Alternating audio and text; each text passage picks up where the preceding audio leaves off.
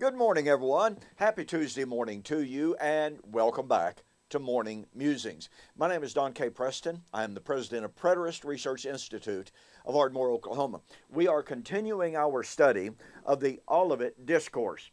We are spending time on Matthew 25, 1 to 13, which is obviously Jesus' parable of the coming of the Son of Man for the wedding, the five wise, the five foolish virgins. Now, the reason I'm spending so much time on this is because traditionally commentators insist that the Olivet Discourse is divided into two subjects, as I've shared with you. They believe that the apostles were confused when Jesus predicted the destruction of Jerusalem and the temple. Most commentators, believe that the apostles were just, it blew their mind. They automatically linked Jesus' prediction of the destruction of the temple and Jerusalem with the end of time, the destruction of planet Earth, the end of the Christian age. Now, as I've asked you on several different occasions, folks, you've got to ask yourself the question, what age did that temple represent? Now, if it represented the Christian age, then maybe the apostles would have had some ground or basis to think, my goodness, he just predicted the destruction of the temple. The temple represents the Christian age, which, oh, by the way, hadn't even begun yet. Therefore, Lord, tell us, when will these things be, and when will the end of the Christian age be? Do you see? But listen, folks, the temple did not represent the continuance of the Christian age or the end of the Christian age. It didn't represent the Christian age at all. Now, it foretold it because it was typological, but that's not the point. And thus, when the commentators come to Matthew 24, and they have these presuppositional ideas in mind that there are two subjects: one, the fall of Jerusalem in AD 70, number two, the so-called end of the Christian age. They divide the Olivet Discourse at Matthew 24:36. Everything after that is supposedly talking about the end of the world, the end of the Christian age.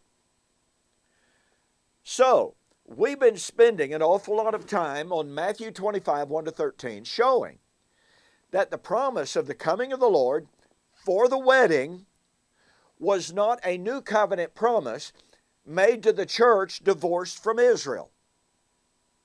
The promise of the wedding was an old covenant promise made to old covenant Israel in light of the fact that the 10 northern tribes had been divorced by Yahweh. The time was coming, which is what the book of Revelation is all about, in which Judah, the harlot adulterous wife, would finally be put to death and divorced, and God would recreate Israel into the new creation, the one new man. And that means that if Matthew 25, 1 to 13,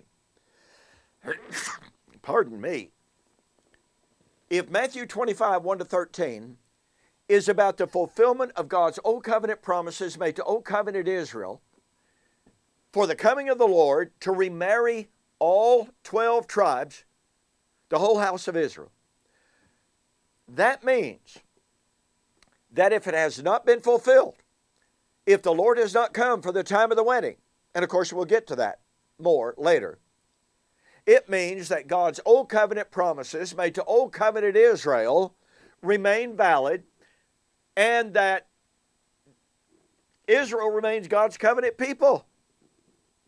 Because you see, Israel's covenant promises would be fulfilled at the coming of the Lord. Isaiah 59, Romans 11, 25 to 27. That's how critical it is to understand the context of Matthew 25. If you divorce, pun intended, if you divorce Matthew 25, 1 to 13 from God's Old Covenant promises made to Old Covenant Israel, you are completely ignoring the prophetic background, the covenantal background for that parable. And listen, some scholars are beginning to see this. Men such as N.T. Wright realize now this is all about God's return to marry Israel. Hello? The implications of that are absolutely profound. Now, I shared with you yesterday some thoughts from Isaiah 60. And look, folks, I got to tell you, Isaiah chapter 6 is stunningly important. It is stunningly wonderful.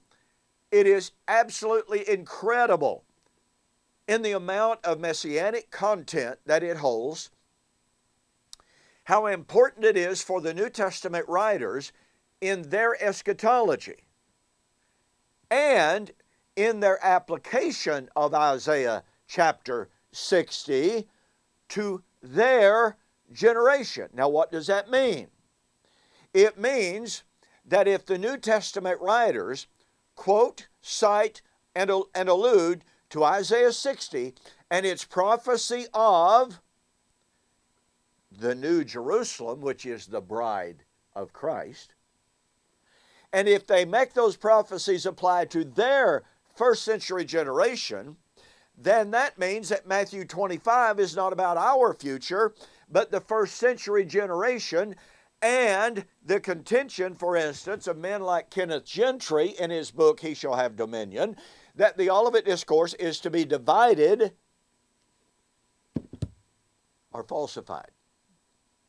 So let's get right to Isaiah 60 after all of these preliminaries. Now, I shared with you yesterday how the Lord promised that in this new Jerusalem, the foreigners, the nations would flow into Jerusalem. Well, folks, that's Revelation chapter 21, 23, and following. I shared with you, that the gates of this new Jerusalem would never be closed. That's Revelation 21, verse 25 and following. Now remember, this is the new Jerusalem, which is the bride of the Lamb, and that wedding would take place at the destruction of Babylon, i.e. the old wife. Judah, the harlot, adulterous wife. Got to hurry here. Isaiah 60, verse 14. The sons of those who afflicted you shall come bowing down to you, and all those who despise you shall fall prostrate at the soles of your feet, and they shall call you the city of the Lord, Zion of the Holy One of Israel. Boy, I got to tell you, this is rich stuff. Now, if we did not have the New Testament interpretation of this passage, and my point this morning is not so much on the wedding per se, although that's the implication of it. My point this morning is to get the temporal chronological framework for the fulfillment of Isaiah chapter 60. Because you see, we don't have any right to go to Isaiah chapter 60 and piecemeal it out and take a penknife and say, oh, well, this is AD 70 and this is the end of time. Oh, this is Messiah. No. This is united prophecy. So I want you to notice, if all we had was the Old Testament, if all we had was Isaiah, then most assuredly we would have cause to say, hey, this is talking about Old Covenant Israel being vindicated in the oppression of their enemies. Well, you see, that is not how Jesus and the New Testament writers applied Isaiah chapter 60. We go to Revelation chapter 3. In Revelation chapter 3, in writing to the 7 churches of Asia, Jesus spoke to the church at Philadelphia. Let me begin reading with verse 7. To the angel of the church at Philadelphia write, these things says the one who is holy, the one who is true, he who has the key of David, he who opens and no one shuts, who shuts and no one opens. I know your works.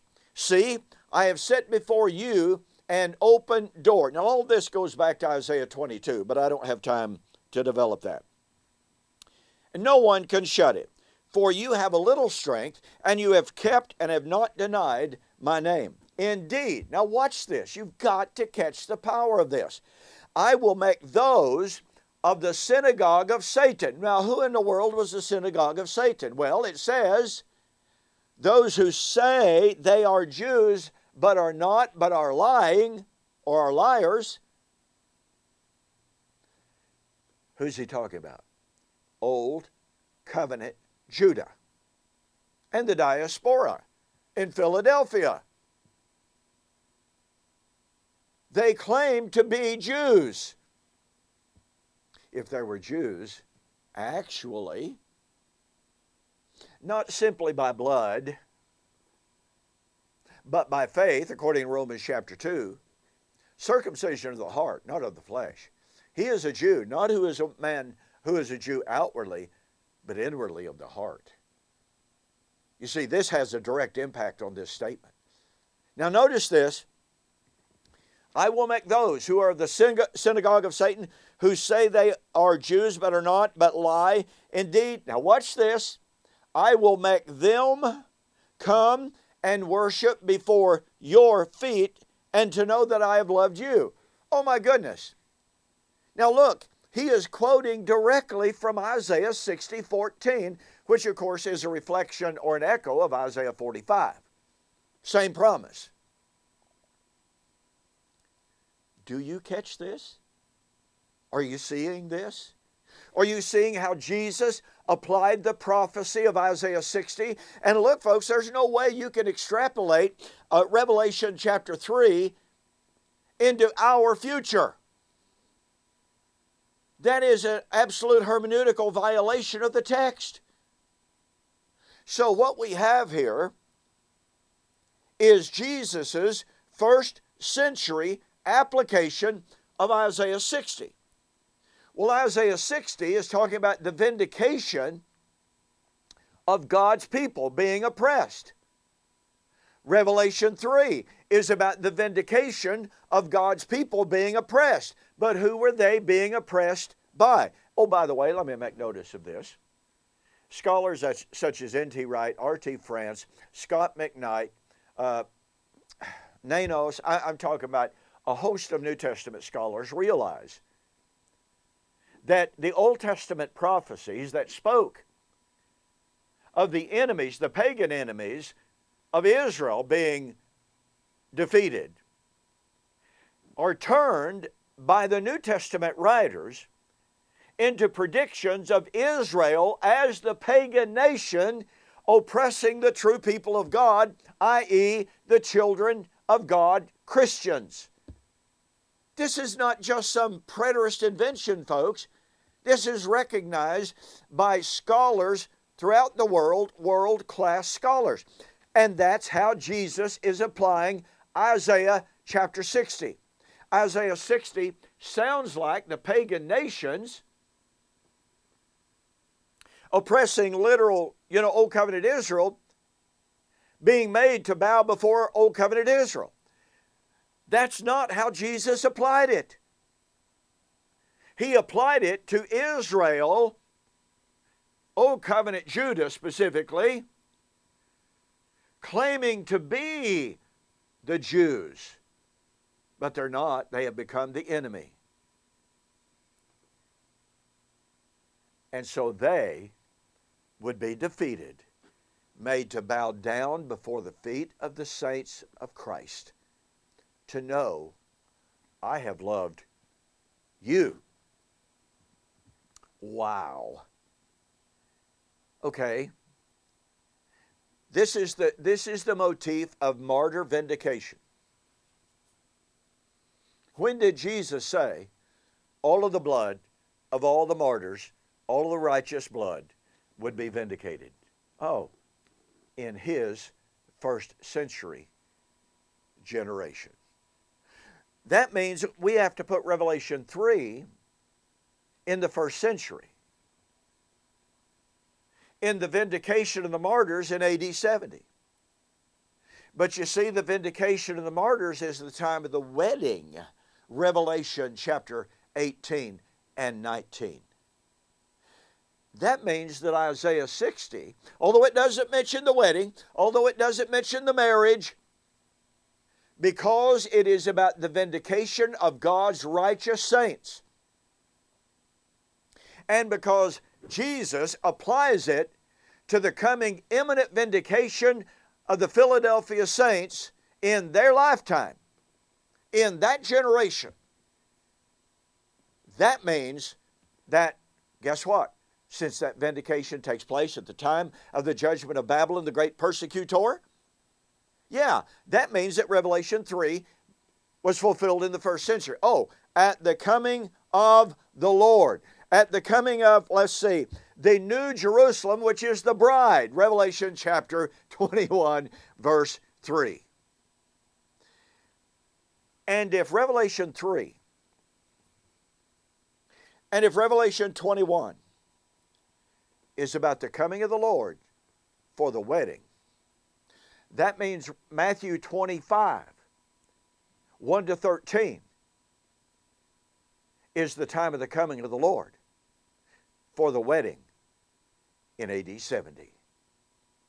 And that means that Mr. Kenneth Gentry's recent 4-part diatribe against my book, Watching for the Parousia, Where Jesus' Apostles Confused, is completely and totally, utterly defeated, falsified, exploded. It's gone. Now listen, as I promised you, I'm going to make you an absolutely fantastic offer. Okay, for the month of December. Hang on just a second. Forgot to do this. Yeah, okay, here we are. For the month of December 2020, U.S. orders only. Now listen, Kenneth Gentry recently wrote a 4-part attack of my book, Watching for the Parousia, Where Jesus' Apostles Confused, in which I proved beyond a shadow of a doubt the apostles knew exactly what they were asking about when they conflated the fall of Jerusalem and the temple with the coming of the Lord. No, they were not confused. Regular price, $18.95.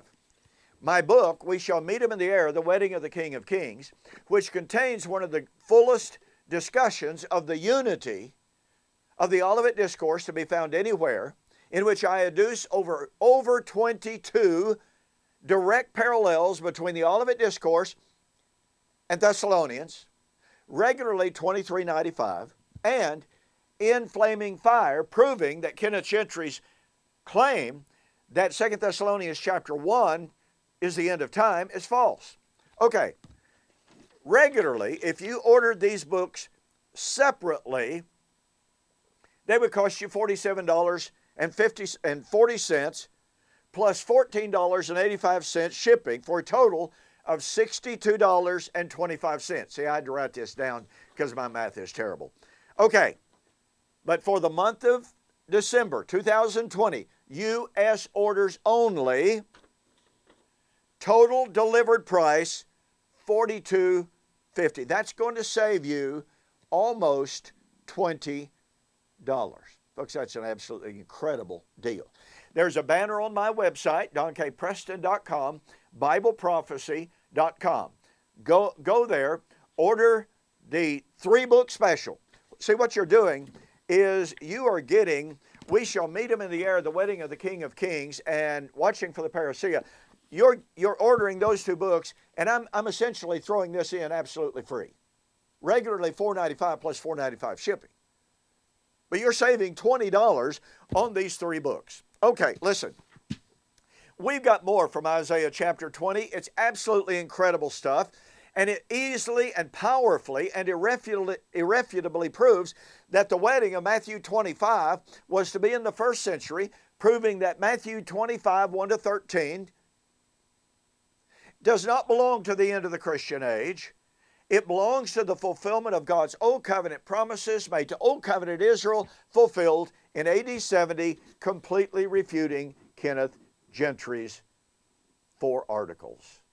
And don't forget, this Friday, I'll begin a video series refuting and responding to Mr. Gentry's articles. So be watching for that. Hey, long video here on Tuesday. I'll see you on the flip side.